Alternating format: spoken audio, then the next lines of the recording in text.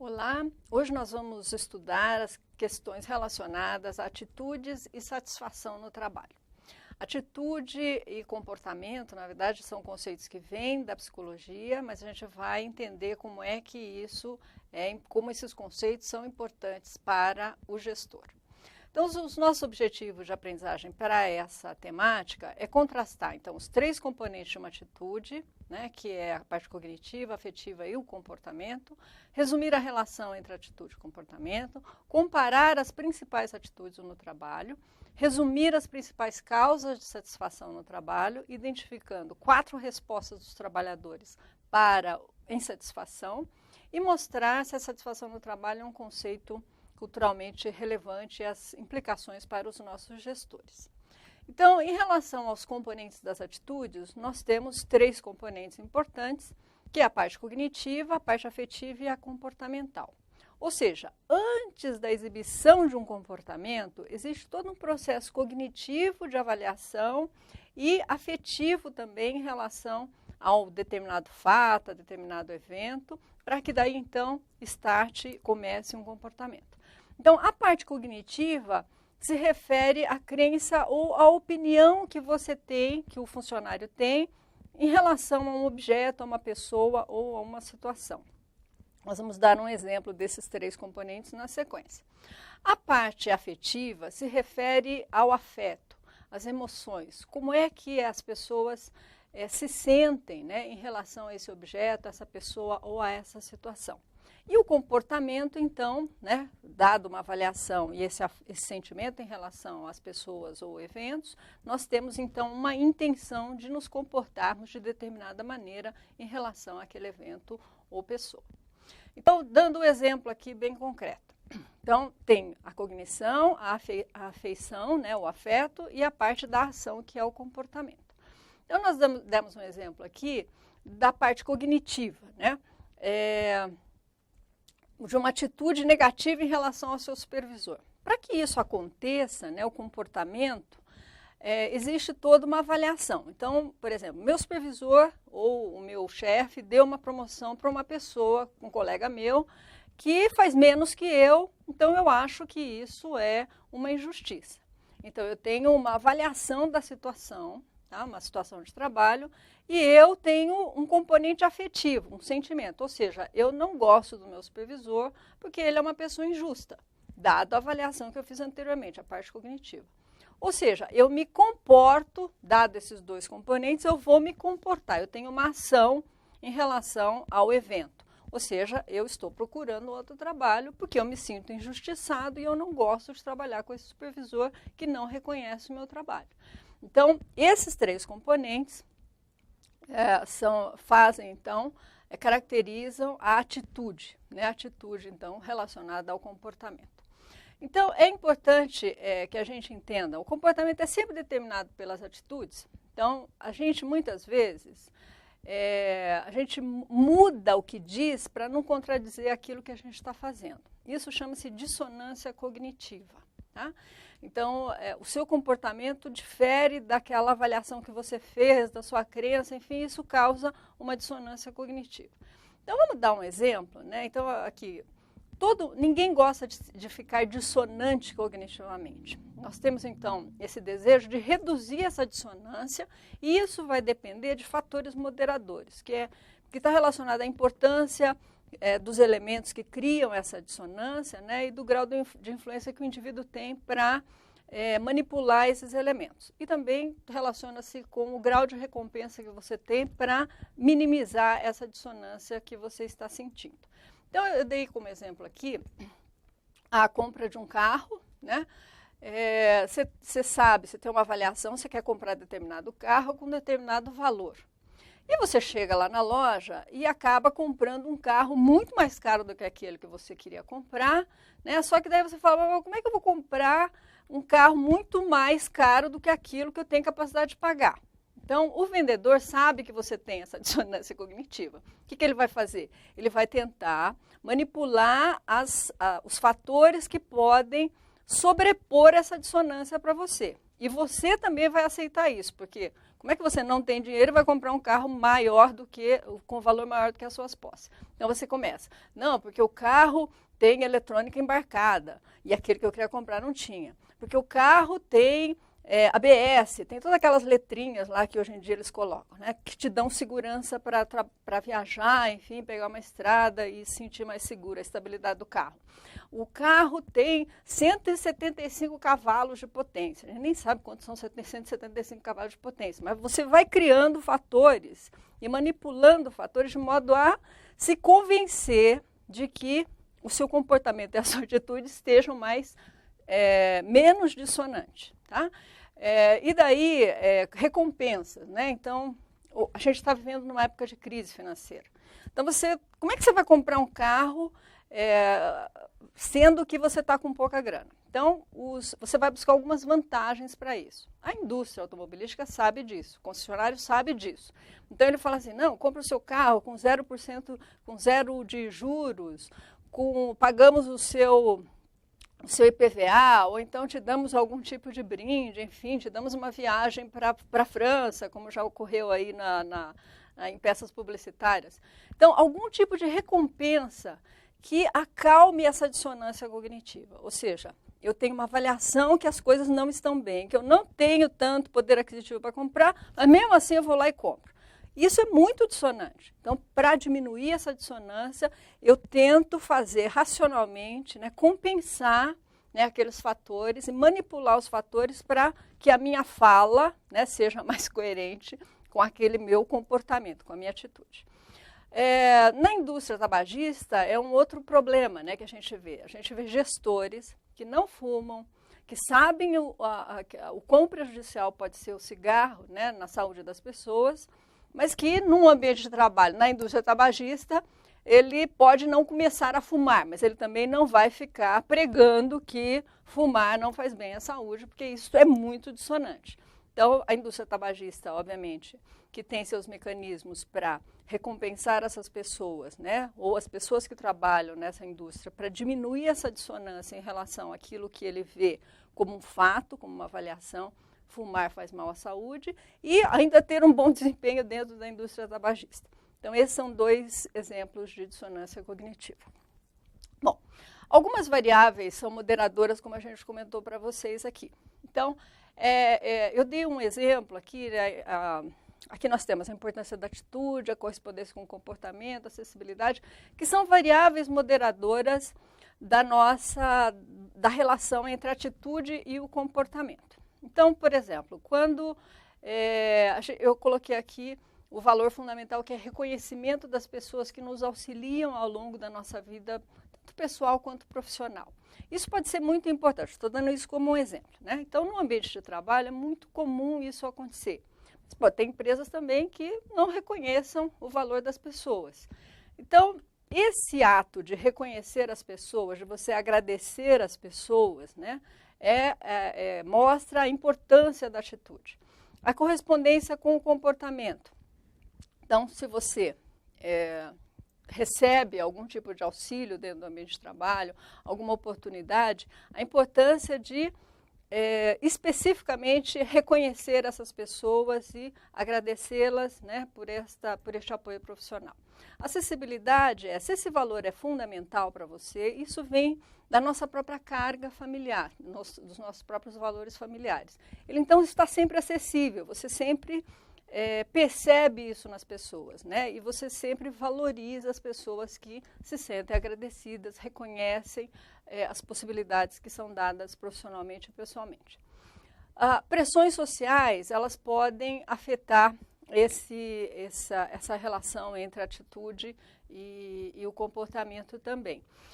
E a experiência direta com a atitude, ou seja, você dentro do ambiente de trabalho, você pode verificar mais de uma forma, se esse valor do reconhecimento das pessoas, né, que te auxiliam é importante, você identifica melhor, né, esse tipo de experiência dentro do próprio ambiente de trabalho.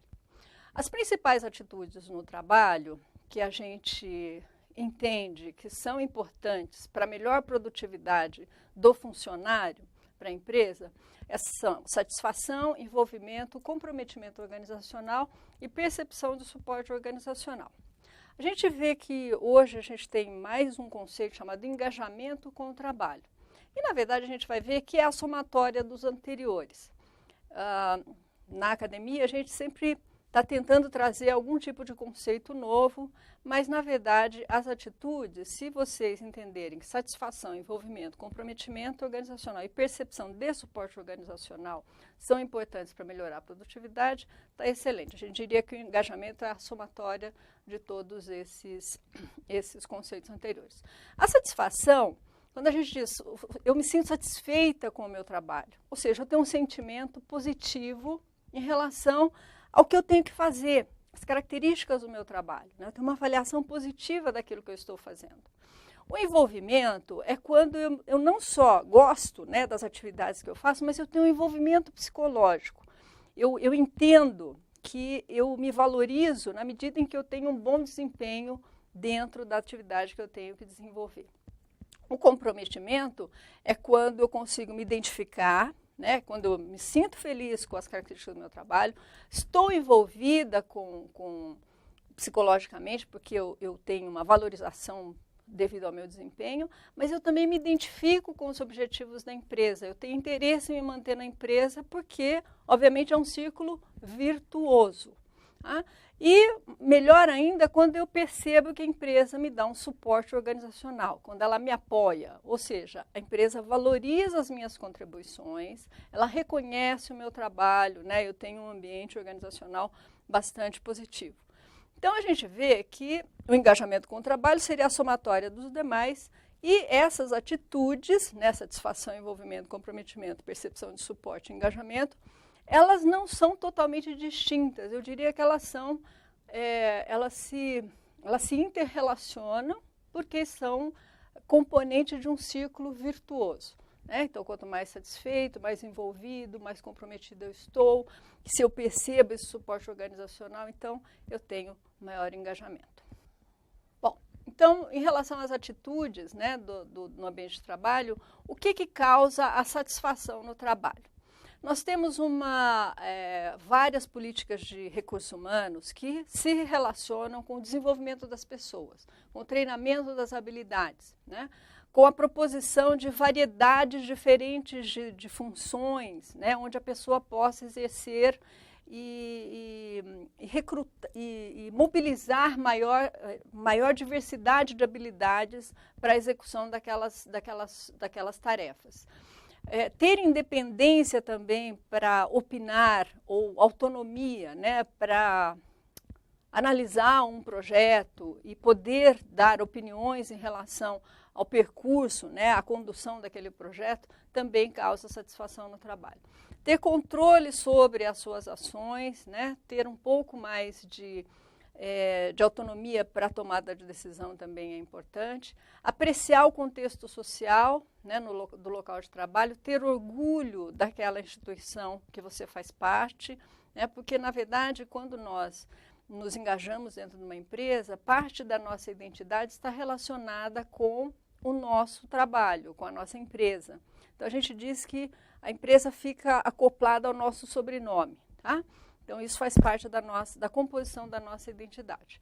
A interdependência de função, quando você entende que o seu trabalho, você tem que fazer bem feito, porque na sequência o outro indivíduo vai depender da qualidade do seu trabalho e vice-versa, né? Você espera um trabalho bem feito para que você possa também desempenhar o seu com qualidade. Ter feedback, ou seja, ter reconhecimento, ter retorno sobre o seu desempenho. É importante que os gestores entendam a necessidade que as pessoas têm de serem reconhecidas pelo bom desempenho, mas serem alertadas também quando o desempenho não é bom. O apoio social e interação com os colegas fora do ambiente de trabalho, isso está relacionado com essa parte mais social, né, da interação entre as pessoas. Isso também pode causar satisfação no trabalho. Então, nós vemos que as pessoas que possuem uma autoavaliação básica positiva, elas estão mais satisfeitas, porque, na verdade, em relação às que têm autoavaliação básica negativa, Porque as pessoas com autoavaliação básica positiva, elas acreditam no seu valor mais intrínseco e nas competências que elas têm para desempenhar as atividades.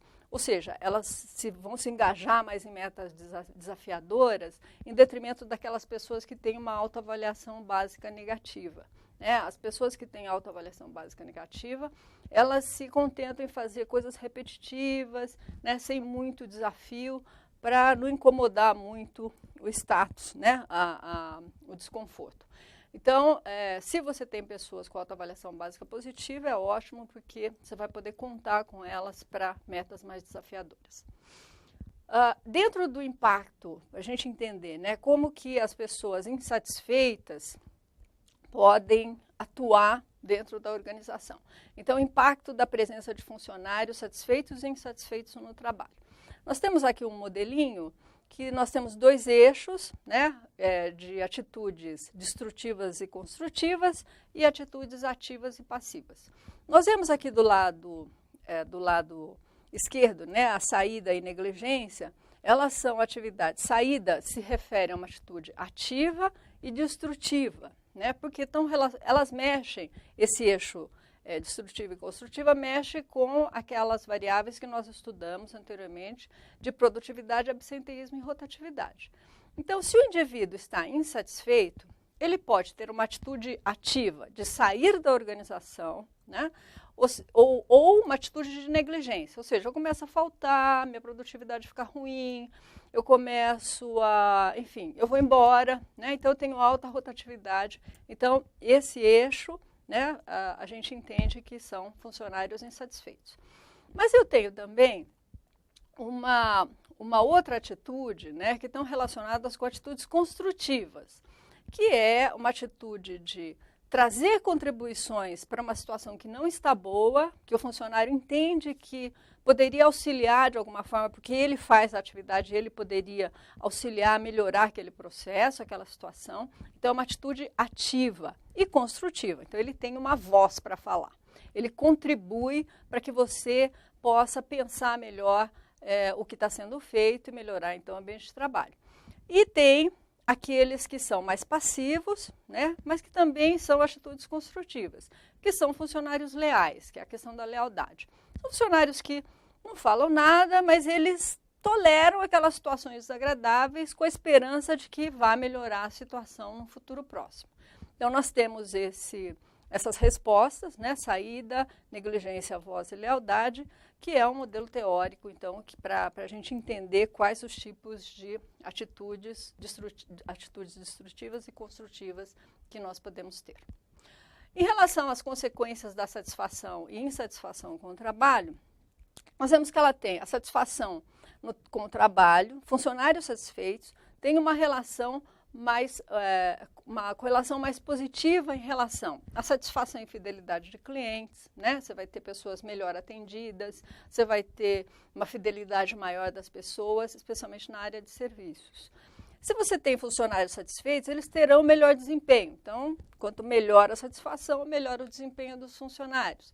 E a cidadania organizacional também. Eu vou ter pessoas mais voluntariosas, mais dispostas a desempenhar atividades que às vezes nem está lá no script, na descrição do seu próprio cargo. Elas são mais solícitas em auxiliar os pares para a execução, para ter melhor desempenho, então, dentro da empresa.